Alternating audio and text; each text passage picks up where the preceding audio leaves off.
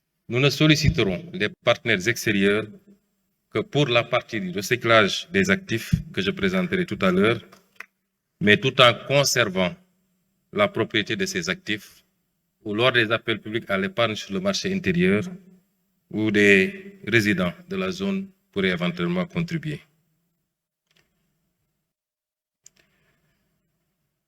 Un autre élément de comparaison, c'est que le coût du plan de redressement sera de 33% plus élevé que celui prévu dans le scénario de base, c'est-à-dire le document de programmation budgétaire économique et pluriannuel 2026-2028, qui fait des projections en moyenne d'un peu plus de 5 000 milliards.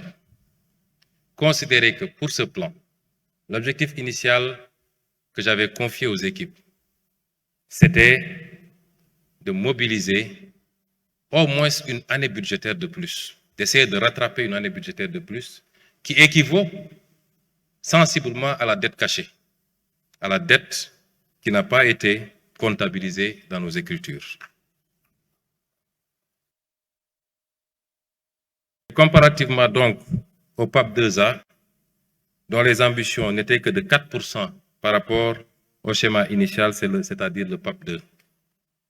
Ces éléments de comparaison nous permettent d'apporter ou d'anticiper sur un certain nombre de réponses et qui recoupent notre volonté, notre discours qu'on a toujours tenu.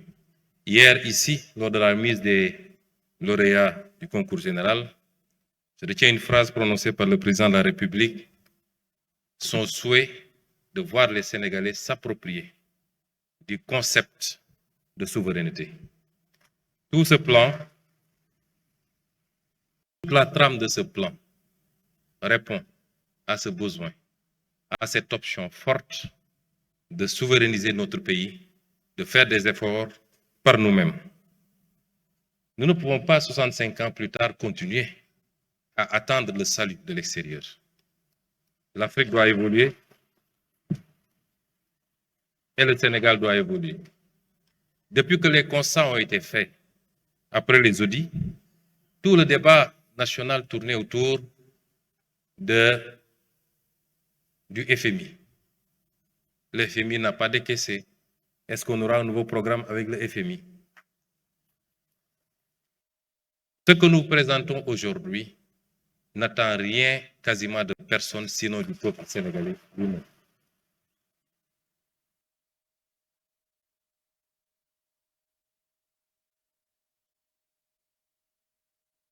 C'est fort de ces constats. C'est fort de ces constats que nous avons sollicité l'autorisation, sollicitée et obtenue, l'autorisation du président de la République pour mettre une équipe autour de nous à la primature, regroupant l'essentiel des ministères qui travaillent sur les domaines qui nous intéressaient pour la confection de ce plan de redressement. Je voudrais donc, à cette étape, féliciter les hauts fonctionnaires qui ont travaillé à ce plan.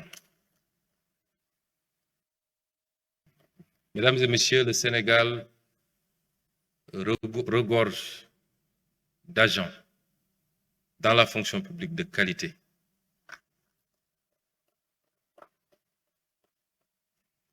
Ils nous l'ont démontré déjà lors de l'élaboration du référentiel qui a été fait avec l'expertise exclusivement sénégalaise, accompagnée par un cabinet privé sénégalais également. Je veux féliciter tous ceux qui ont travaillé à ce document, sous la coordination de M. Moustapha Sen, conseiller spécial chargé des questions économiques.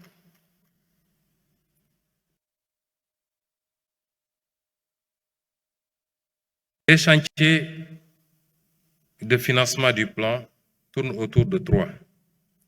Le premier chantier, c'est la réduction maîtrisée de la dépense publique, du train de vie de l'État. Le second chantier, c'est la mobilisation des ressources domestiques. Et le troisième chantier, c'est le financement endogène complémentaire hors endettement. Pour l'optimisation de la dépense publique, nous avons travaillé d'abord à l'amélioration de la planification stratégique. notamment avec la mise en place des cadres de dépenses à moyen terme, les indicateurs de performance, l'élargissement du scoring matriciel des projets. Pour tous ces éléments, je vous aurais renvoyé à la mise en œuvre de la vision sous la coordination éclairée de M. Amin Lo, ministre d'État chargé de l'agenda, appuyé par le box de M. Birom Oloba. Il y a la digitalisation et l'optimisation également de la commande publique. L'introduction de mécanismes de modernisation de la commande publique, de plateformes digitales, mais également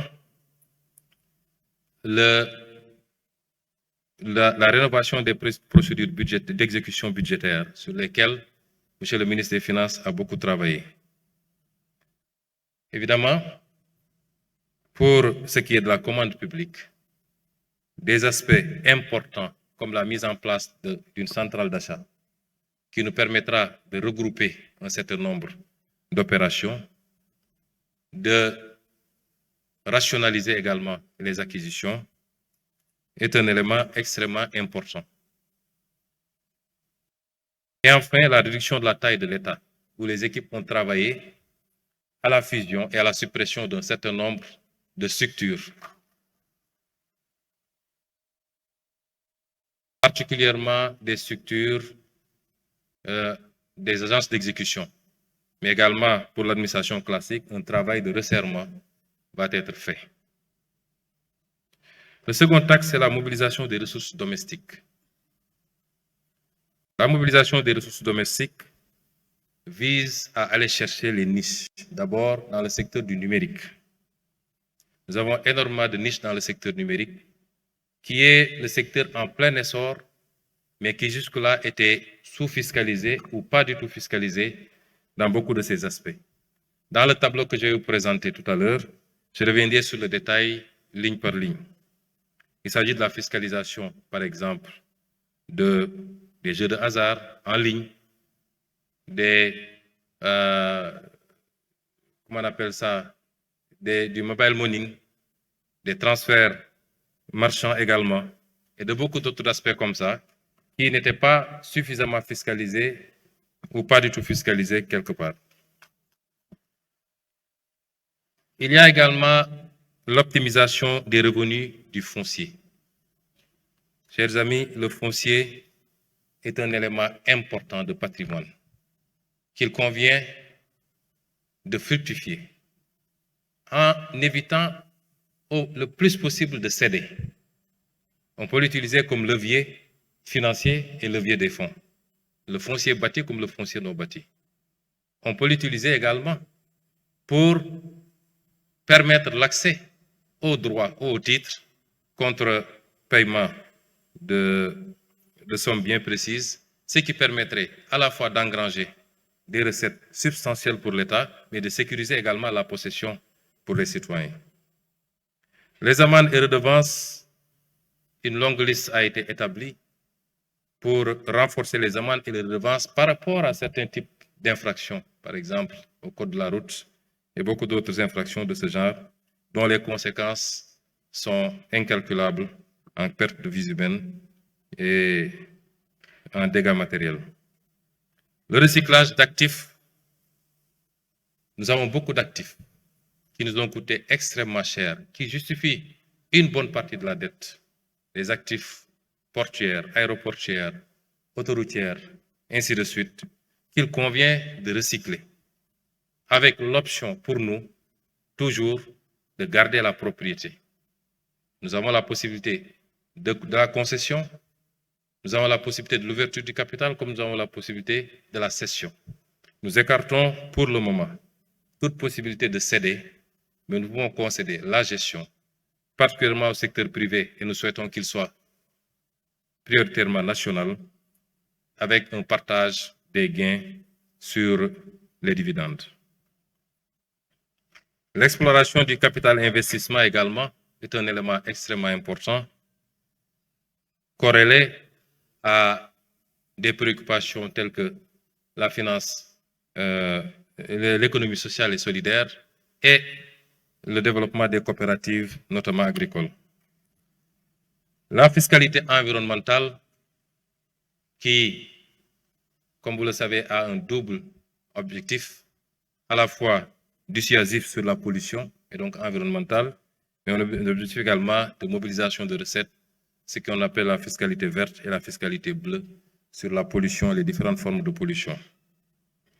Le financement durable, vert bleu, énormément de fonds existent aujourd'hui, qui sont des fonds gratuits souvent, les fonds verts et les fonds bleus. À travers le monde, le Sénégal est parti à un certain nombre de conventions, notamment sur la transition écologique juste, qui peuvent aujourd'hui venir abonder également cet effort. Et enfin, la rationalisation des différentes subventions. Le ciblage, un peu essayer de cibler pour toucher les vrais, ceux qui ont vraiment besoin de ces subventions, aussi bien dans le domaine de la pêche, dans le domaine de la distribution des produits d'hydrocarbures, ainsi de suite, pour éviter que des gens de la couche moyenne ou même des gens très aisés puissent continuer à capter les subventions au détriment de ceux qui en ont vraiment besoin. Enfin, les troisièmes sources de financement, c'est le financement endogène et les ressources complémentaires. Je veux citer ici l'appel public à l'épargne dont nous usons de plus en plus pour mobiliser des ressources sur le marché intérieur en monnaie locale, parce que l'un des problèmes de notre dette aussi, c'est que nous empruntons à monnaie étrangère alors qu'on doit rembourser en monnaie locale. Ça pose un problème sérieux et aujourd'hui, il faut dépasser de plus en plus recourir à d'autres modèles qui nous permettent de mobiliser des fonds sur le marché local, de financer notre dette en monnaie locale, et la dette en monnaie étrangère doit cibler au maximum possible des activités qui génèrent des revenus en devises, notamment l'exploitation des hydrocarbures, du pétrole et du gaz, ou le secteur minier. La promotion d'un secteur bancaire national fort, c'est-à-dire le secteur bancaire à capitaux majoritairement publics. Les débats sont encore en cours sur la nécessité ou non de fusionner un certain nombre d'instruments que nous avons, le fonds 6, le fonds GIP, un certain nombre d'autres banques, la banque agricole, ainsi de suite, pour, à l'image d'un certain nombre de modèles, avoir un instrument de financement de l'économie et de développement fort et structuré. C'est des débats qui seront tranchés par son Excellence le Président de la République. Des missions de benchmarking seront envoyées très bientôt pour nous approprier les expériences vécues ailleurs. La finance islamique qui est un levier important, notamment par le soukouk, qui est une forme d'emprunt obligataire mais respectant un certain nombre de normes. Le Sénégal en a déjà usé pour la réflexion du building administratif et du ministère de l'Intérieur des Finances, si je ne m'abuse. C'est des leviers qui permettent de lever des financements sains, comme le recours au mécanisme du WACF et beaucoup d'autres mécanismes de financement islamique. La renégociation des contrats stratégiques. Un travail est en train d'être fait. Et vous me permettrez de féliciter également à ce niveau l'équipe qui y travaille, le comité de lecture, dirigé par le conseiller spécial El Hadji Ibrahima Diop, qui a déjà renégocié beaucoup de contrats et de conventions. Je me rappelle, lors de nos écrits, quand on était dans l'opposition, nous nous référions aux statistiques de l'OCDE, qui chiffrait à peu près les surfacturations dans les marchés publics, dans les pays à économie avancée, comme on dit, à peu près 11%. Pour le travail que nous avons commencé à faire, qui touche peut-être principalement le secteur des BTP, un peu l'énergie, un peu la santé, etc., le constat, c'est que nous sommes déjà à 18% de surfacturation sur les marchés publics.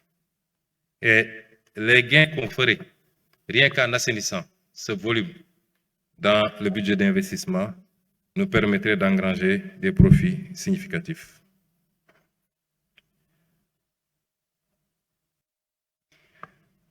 Je vous déroulerai tout à l'heure un tableau sur le détail des lignes de ressources, sur les ressources domestiques, les ressources recyclables, le financement complémentaire au endettement et la réduction de la taille de l'État. Mais les ressources attendues sur les 3 ans, 2025-2028, pour les ressources domestiques additionnelles, nous attendons 2111 milliards. Pour le recyclage d'actifs restant à la propriété de l'État, nous attendons 1091 milliards. Pour les économies sur la réduction de la taille de l'État, nous attendons 50 milliards. Pour le moment, j'y reviendrai parce que nous avons un tableau assez long d'une 50aine de mesures qui sont encore en cours d'évaluation. Et l'essentiel de ces mesures porte sur la taille de l'État. Et enfin, sur le financement endogène complémentaire hors endettement, nous attendons 1352 milliards. Le tout nous permet de nous projeter sur 4605 milliards pour le moment, en attendant les autres mesures à évaluer, qui sont des mesures très importantes et qui, selon mes estimations, nous permettront d'ajouter peut-être 2000 à 2600 milliards à ce tableau. Et l'injection de ces ressources doit générer à peu près 1062 milliards de recettes fiscales, ce qui sera réparti sur les 3 années. La première année, 274 milliards, la deuxième, 444 milliards et la troisième année, 344 milliards. Ce qui nous donne un total de ressources projetées de 5667 milliards provisoirement.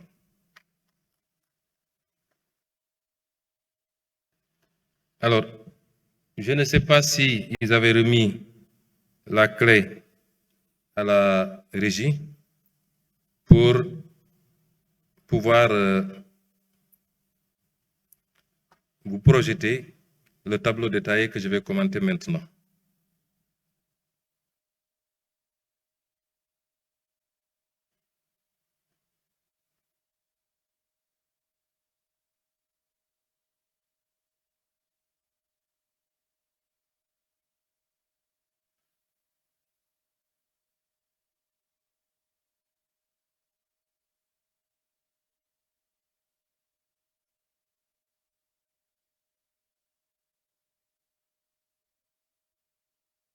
Pour les différentes rubriques,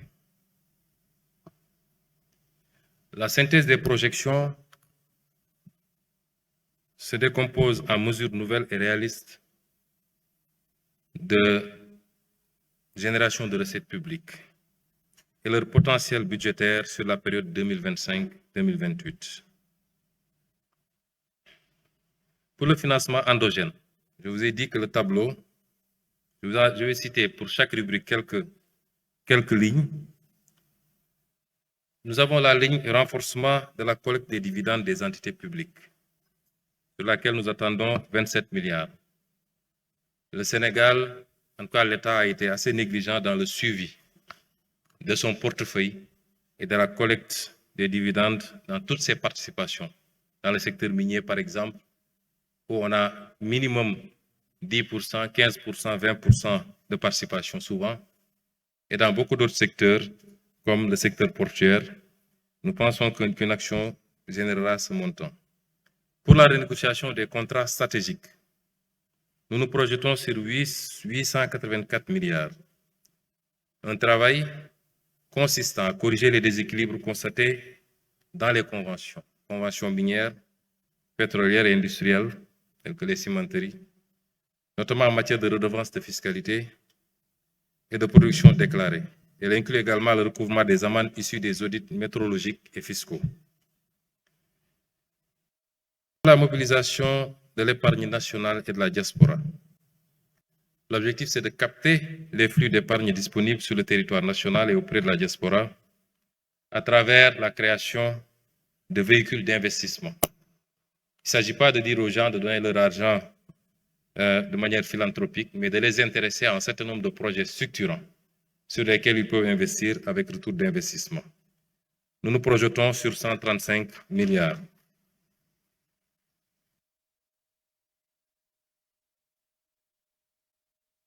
Sur le déploiement des financements participatifs et solidaires, le WACF, les instruments tels que le Sukuk et les plateformes de crowdfunding, nous projetons 300 milliards. Pour l'approvisionnement gaz par GTA, un élément extrêmement important. Parce qu'aujourd'hui, les contrats de recherche et de partage de production autorisent le Sénégal à notifier ses besoins au plus tard le 1er octobre pour l'approvisionnement de son marché local. Ce que nous avons fait pour 2026. Les gains sont de 177 milliards ou de 143 milliards selon, sur 2026 seulement, selon l'application au nom de la pénalité de 25% prévue et que BP peut accepter, peut vouloir appliquer. Et l'impact sur le kilowattheure, c'est de le faire passer de 115,93 francs kilowattheure aujourd'hui à 76,18 francs kilowattheure. Donc, sur les 3 ans, l'impact attendu est de 435 milliards. Pour les actifs détenus par la SOGEPA, qui peuvent être utilisés comme effet de levier, nous nous projetons à 341 milliards. Pour ce qui est de la régularisation du renouvellement de concessions des opérateurs téléphoniques également, nous nous projetons à 200 milliards. Sur les frais de visa électronique que nous avons décidé d'appliquer pour l'entrée sur le territoire national aux pays hors Afrique et aux pays africains qui nous appliquent le visa, nous nous projetons à 60 milliards. Sur le recyclage d'actifs comme les autoroutes, nous projetons à 126 milliards. Par rapport à la réduction du train de vie de l'État, je vous avais dit tantôt que pour le moment, une seule mesure sur la dizaine de mesures, une seule mesure est pour le moment évaluée. C'est la restructuration du secteur parapublic, notamment la suppression et la fusion d'agences. Et elle nous donne un gain de 50 milliards. Les 8 ou 9 autres mesures sont en cours d'évaluation et je peux vous en citer quelques-unes qui sont des mesures fortes relativement à la réduction de la taille de l'État ou du train de vie de l'État. J'ai parlé tantôt de l'élimination des surfacturations sur les marchés et les chantiers publics, la réduction des subventions accordées à certaines entités publiques qui doivent pouvoir avoir leur autonomie financière, la réduction sélective et progressive des subventions aux équipements de pêche, des détaxes de carburant, etc., l'économie sur les frais liés à l'organisation des élections. Je crois que les conclusions du dialogue politique nous permettraient de le faire, rien qu'avec le bulletin unique. Je passe sur les autres. Le plafonnement de la masse salariale dans le secteur parapublic, puisque la loi organique portant sur les lois de finances a prévu le plafonnement, l'inscription chaque année dans la loi de finances, le plafonnement des salaires dans le secteur parapublic et au niveau des institutions et du secteur public. Ça n'a été inscrit qu'en 2021, le décret d'application n'a jamais été pris. Et sur 2026, nous réintégrerons cette mesure qui aura certainement un impact important. La réduction de la fréquence et du coût des missions à l'étranger, la mise en place de la centrale d'achat, la réduction des charges locatives d'eau et d'électricité de l'administration, l'optimisation de la réforme sur les véhicules de l'administration, la lutte contre les pertes techniques même de la Sénélec qui sont évaluées à 90 milliards quand même. C'est autant de mesures qui vont venir abonder cette rubrique et certainement nous permettre de faire des économies extrêmement plus substantielles sur le train de vie de l'État.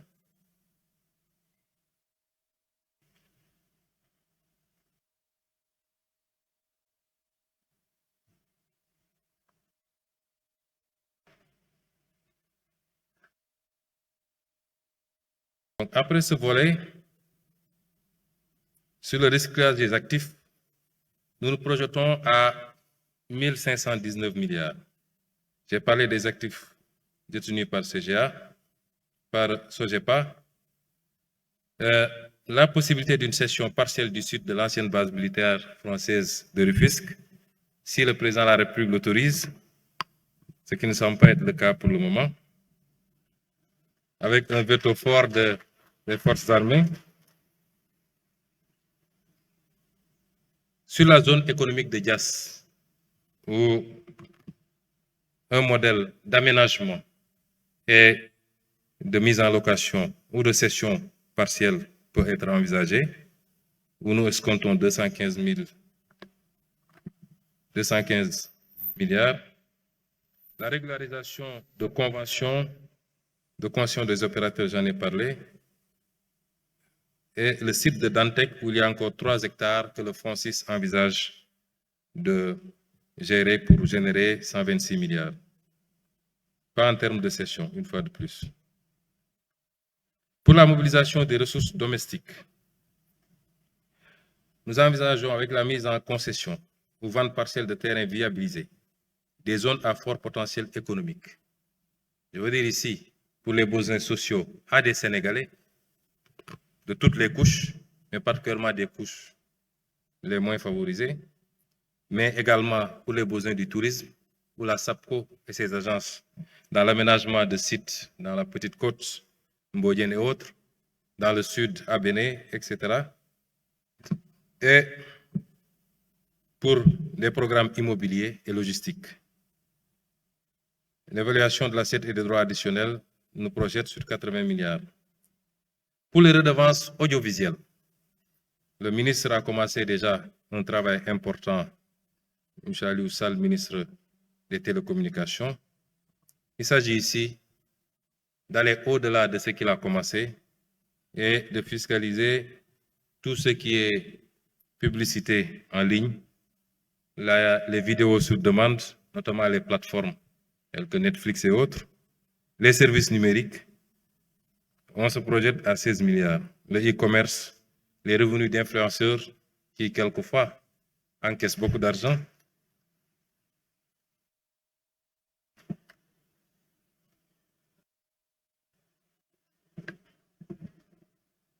La taxation du mobile money.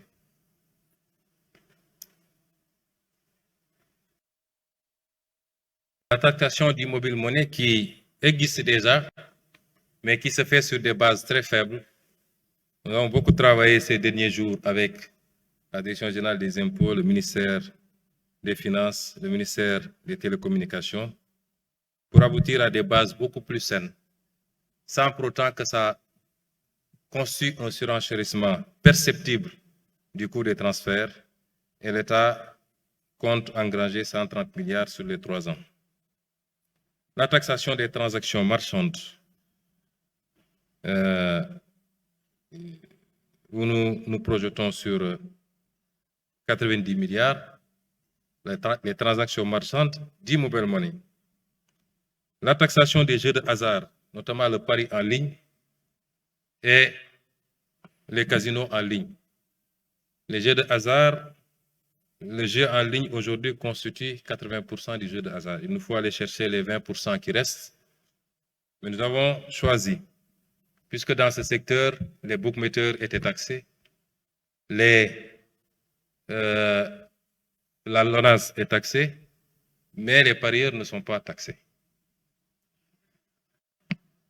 Taxation du gain, 75% des mises constituent un gain que le partage des parieurs, mais également nous envisageons un modèle de taxation même de la mise, parce qu'au-delà de la mobilisation de recettes, nous avons l'obligation en tant qu'État de protéger, surtout les petits parieurs, contre eux-mêmes et contre l'addiction au jeu.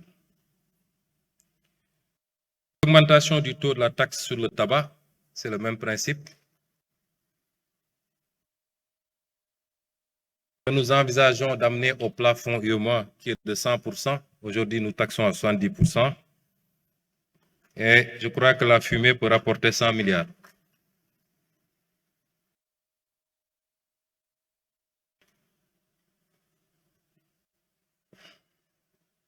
Le relèvement de l'âge limite d'importation des véhicules de tourisme.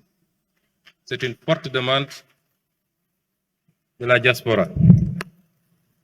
Ils seront satisfaits aussi bien pour les véhicules utilitaires, 8 à 10 ans, les véhicules supérieurs à 3 500, 10 à 15 ans, et la généralisation des droits d'accès sur les véhicules de transport et de marchandises. Ces trois mesures doivent pouvoir rapporter un peu plus de 100 milliards.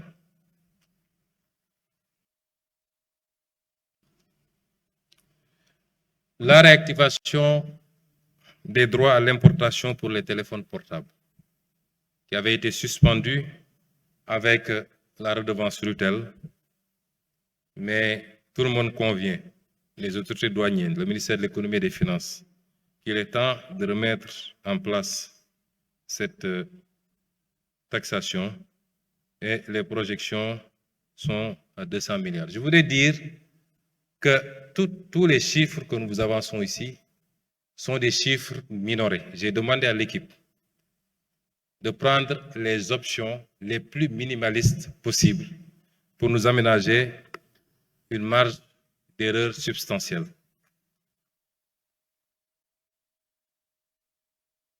La mise en place d'un programme de marquage fiscal qui permet de lutter évidemment contre la fraude sur les quantités, mais également de garantir un peu la qualité de la consommation.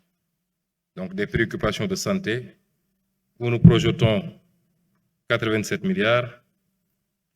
La réactivation du droit de sortie sur les exportations d'arachide et de la noix de cajou, 27 milliards et 15 milliards. Ici, c'est à la fois des soucis de collecte, mais également de protection de notre secteur industriel pour l'arachide, mais l'incitation également à la transformation locale. Et c'est là où nous attendons le secteur privé national.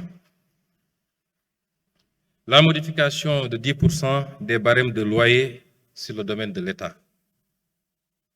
L'État donne des baux, mais nous constatons que les taux contenus dans les barèmes sont extrêmement faibles et n'ont pas été révisés depuis 2011, si ma mémoire ne fourche pas. C'est des mesures qu'il faut, pas seulement sur le barème des loyers, mais également sur le barème des cessions définitives. Si l'État veut acheter un terrain d'un particulier, il l'achète au prix du marché.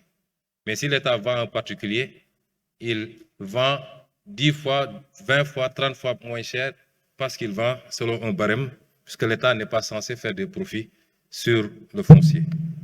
Mais cet État-ci, qui a hérité d'un déficit de 119% et d'un déficit de 12%, est censé faire de l'argent. La régularisation massive des terres du domaine national. Nous avons travaillé avec M. Dia sur la possibilité de faire évoluer le PROCACEF, qui est un programme qui permet de régulariser les propriétaires allégués de terrain, particulièrement en zone rurale, mais ça se faisait presque gratuitement, mais on ne délivrait pas de droits ou de titres. L'instruction, c'est d'aller vers la délivrance de droits et de titres pour sécuriser les propriétés et permettre à ces gens-là non seulement de pouvoir sécuriser, mais de pouvoir même avoir un levier pour à faire prévaloir auprès des banques pour lever des fonds utiles à leur activité. Donc, la mise en concession de terrains viabilisés dans des zones à fort potentiel économique. Et enfin, l'introduction d'une fiscalité verte et bleue par l'instauration d'une taxe carbone, d'une surtaxe sur les véhicules anciens à forte émission de CO2, ainsi qu'une éco-contribution sur certains produits importés, où nous escomptons 306 milliards. Ça, c'est les recettes fiscales attendues de l'injonction des ressources. Ça, c'est les ressources du moins, et les recettes fiscales attendues, je vous l'ai dit, c'est 1062 milliards. Et au total, l'ensemble des ressources s'élèveront à 5667 milliards provisoirement, en attendant de continuer l'évaluation des autres mesures qui sont tout aussi importantes.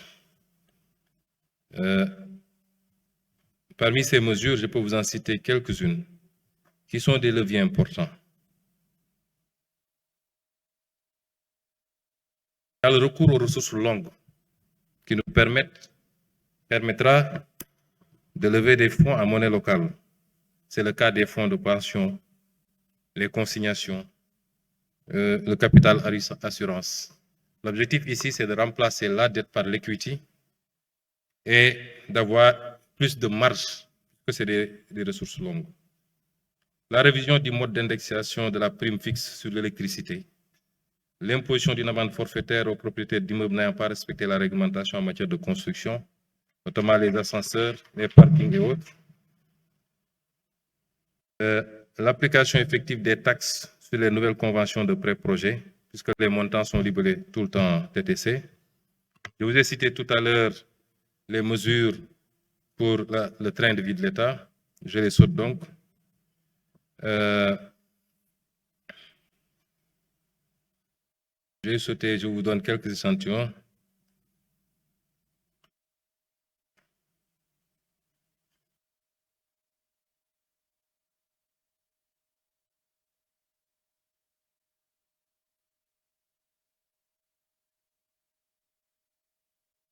Donc, l'application du droit de sortie sur les exportations de produits miniers non couverts par la stabilisation fiscale, la taxation des occupants sans droit ni titre, la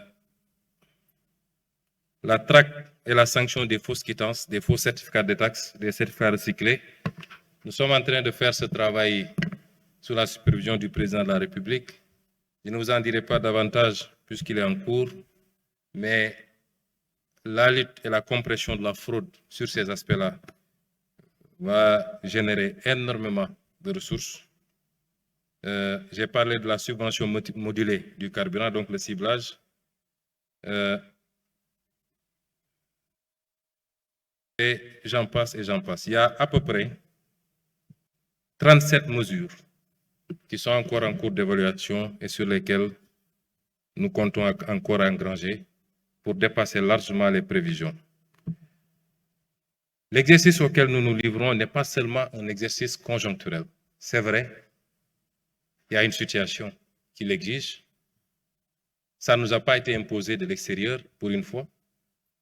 C'est souverainement qu'on a décidé de le faire.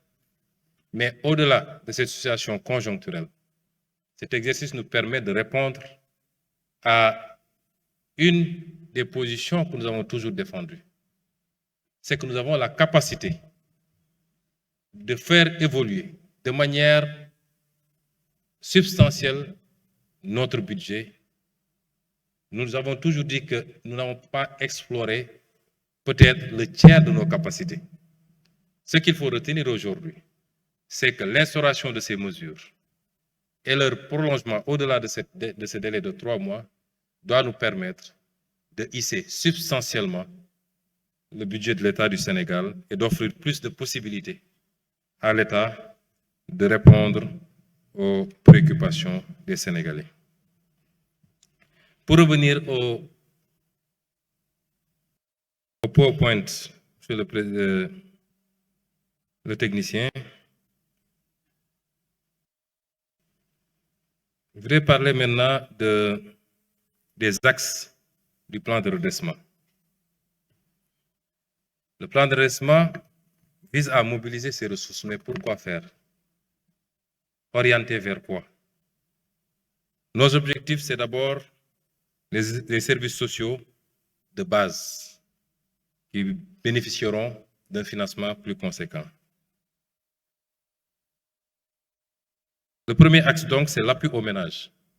Dans l'appui aux ménages, nous avons une offre plus importante, mieux orientée de biens et services sociaux. Je vais parler des services liés à la santé, à l'éducation, à l'enseignement supérieur, au logement social décent, à l'accès à l'électricité et à l'eau, particulièrement dans le monde rural. C'est également l'obtention des titres de propriété facilités pour sécuriser les ménages. Et c'est les aides aux ménages pauvres, notamment la bourse de sécurité familiale, qui sera renforcée. C'est également une des préoccupations essentielles du président de la République et de mon gouvernement, c'est continuer à rendre le coût de la vie abordable pour nos concitoyens. Par l'approvisionnement, un meilleur approvisionnement du marché et éventuellement une baisse des prix des denrées. Et évidemment, la création massive d'emplois par l'abondement des fonds destinés au financement, particulièrement des jeunes et des femmes, pour l'employabilité et l'emploi. Toujours pour l'appui aux ménages, je disais tantôt, et c'était tantôt le cas des bourses de sécurité, et un meilleur ciblage, évidemment. Quand on dit cibler les subventions, certains proposent souvent de supprimer carrément les subventions et de faire des transferts cash qui profitent à partir du fichier RNU, qui nous permet de connaître les ménages considérés comme pauvres, de pouvoir les cibler directement par des cash transferts. Et enfin, penser sérieusement à la gratuité de certains services de base, par exemple, pourquoi pas les médicaments génériques qu'on pourrait éventuellement rendre gratuits, mais c'est en réflexion. Pour le second point, c'est le soutien au secteur privé national et la libération des énergies créatives.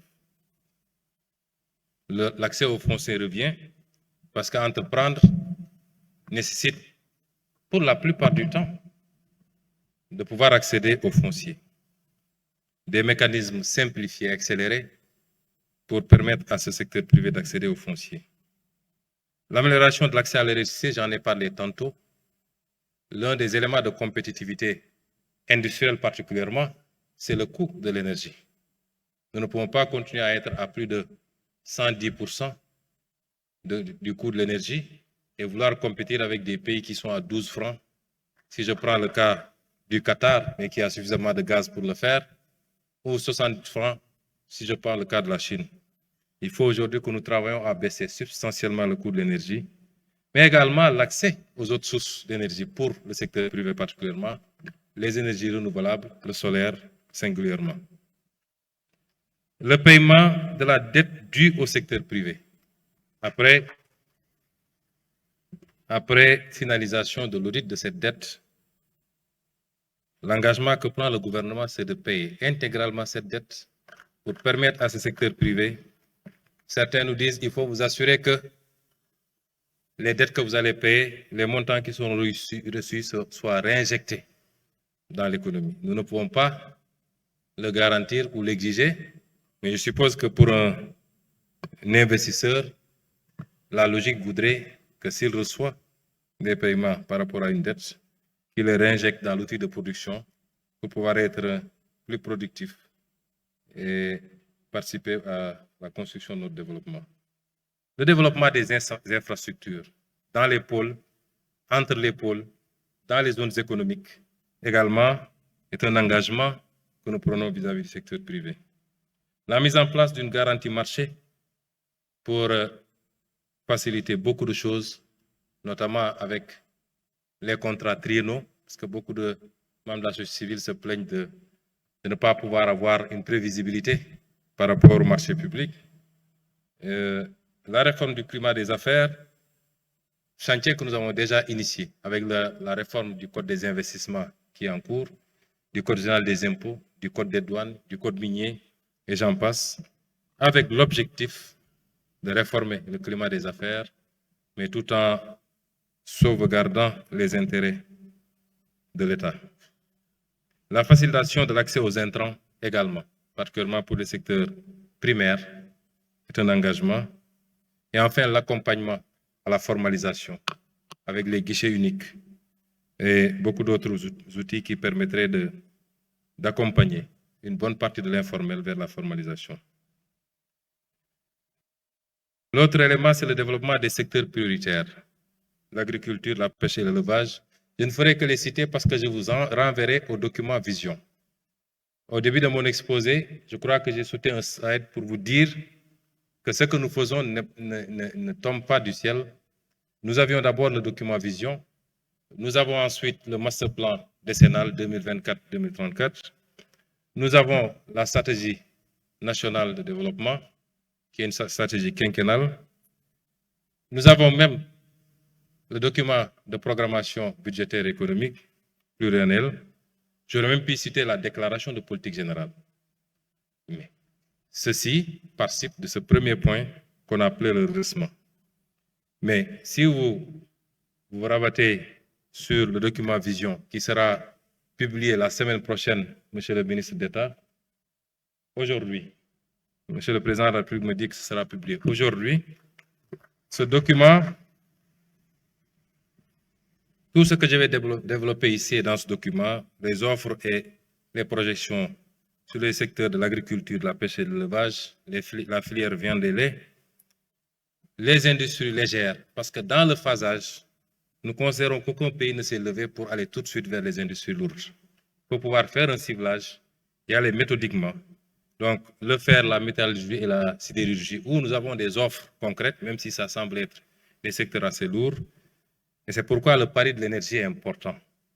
Une fois de plus, c'est la mère des batailles. Le logement social, pas ici sous le volet social, mais c'est des entreprises qui viendront faire des offres. L'agro-industrie, le tourisme, les BTP, le numérique.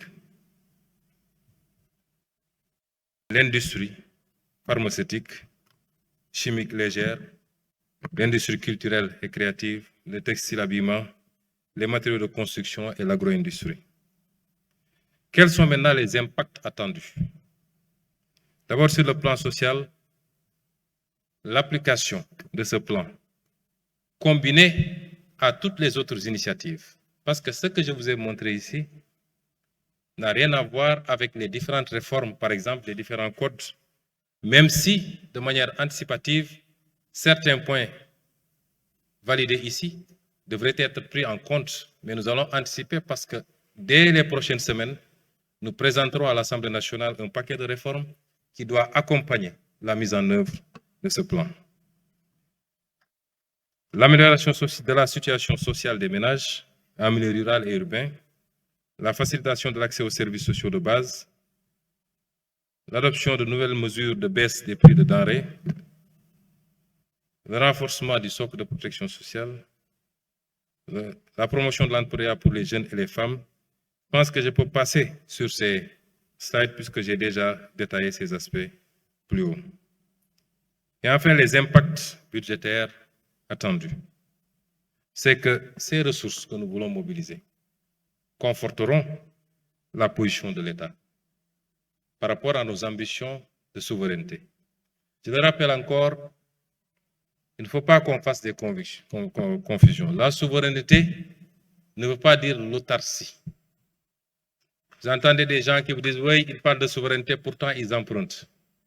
Ce n'est pas ça la souveraineté. La souveraineté, c'est avoir le choix dans les schémas que vous mettez en place, qu'on ne vous impose pas des modèles. C'est de pouvoir dire, ma priorité, c'est de mobiliser sur les marchés, dans des conditions les plus favorables, les taux les plus favorables, les maturités les plus favorables, et de ne recourir au multilatéral, et notamment au FMI, qu'en dernier ressort, parce que je n'aurai pas d'autre solution. C'est le contraire de ce qu'on fait actuellement. C'est ça la souveraineté. Mais ce qui vous permet d'être à l'aise sur ça, c'est votre capacité à mobiliser des ressources endogènes, à assainir votre cadre macroéconomique. Et c'est ce travail qui va nous permettre effectivement de conforter la position de l'État. C'est le respect de nos engagements internationaux qui seront plus facilités. C'est la contribution. On ne dit pas que c'est ce plan qui va le faire à lui seul, mais il contribuera substantiellement à l'objectif d'atteinte de ramener le déficit à 3% en 2027. Mesdames et messieurs, nous voici arrivés au terme de notre exposé. que je voudrais dire aux Sénégalais, c'est que nous parlons souvent de souveraineté. Moom sa bopp, mais moom sa bopp am na lu ko jiite. Li ko jiitu mooy mënal sa bopp.